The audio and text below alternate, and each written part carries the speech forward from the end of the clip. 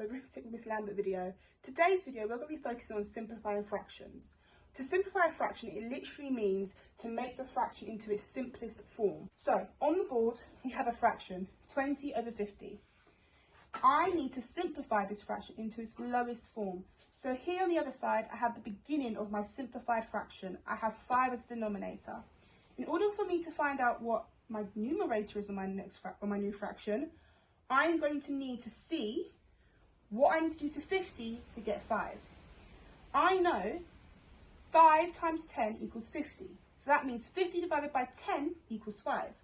So I know in order for me to get 5, I had to divide my denominator 50 by 10. When simplifying fractions, whatever I do to my denominator, I have to do to my numerator. So because I've divided by 10 on my denominator, I have to do the same with my numerator and divide that by 10, and I know 20 divided by 10 gives me 2. So that means my simplified fraction is now 2/5. Okay, so on the board are 4 empty box problems. I want you to pause the video, have a go at answering them, and when you're ready, unpause the video so we can go through the questions together. Okay, so I hope you had a go at answering those empty box problems. Let's start with the first one, 6 over 32. So I know on my simplified fraction I have the numerator, which is 3. So I'm going to work with my numerator. So I know 3 times 2 is 6. So that must mean 6 divided by 2 equals 3. Whatever I do to my numerator, I have to do to my denominator. So I need to divide 32 by 2, which equals 16, giving me the answer of 3/16. Number 2. 7 over 42. Again, working with my numerator because I know in my simplified fraction I know the numerator. I know 1 times 7 equals 7, so that must mean 7 divided by 7 equals 1. I'm going to do the same to my I'm going to do the same to my denominator and divide it by 7. I know 6 times 7 equals 42, so that must mean 42 divided by 7 equals 6, giving us the answer of 1/6. Number 3, 24 over 32.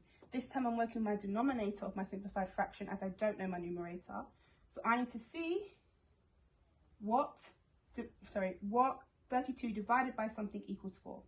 Using my multiplication knowledge, I know 4 times 8 equals 32, which means 32 divided by 8 equals 4. I'm going to do the same, what I did to my denominator, I'm going to do the same to my numerator. So I'm going to divide my numerator also by 8. So 24 divided by 8, which is 3. And that gives us 3/4.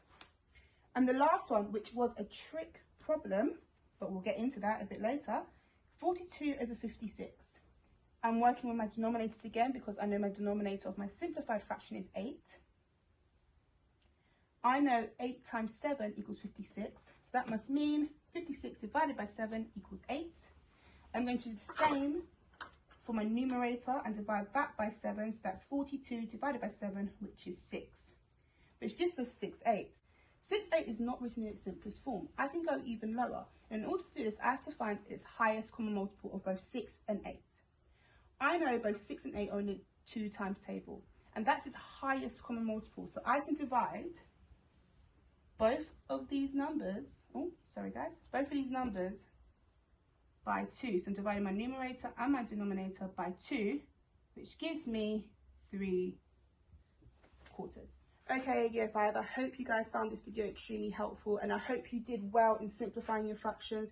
If you did get confused or lost a little bit in the video, please re-watch the video, go back and have a go at answering these questions again if you did make any mistakes. Also, I have set some challenges on Purple Mash that do involve fractions, so please log on to Purple Mash, have a go at them, and I look forward to seeing you guys in my next video.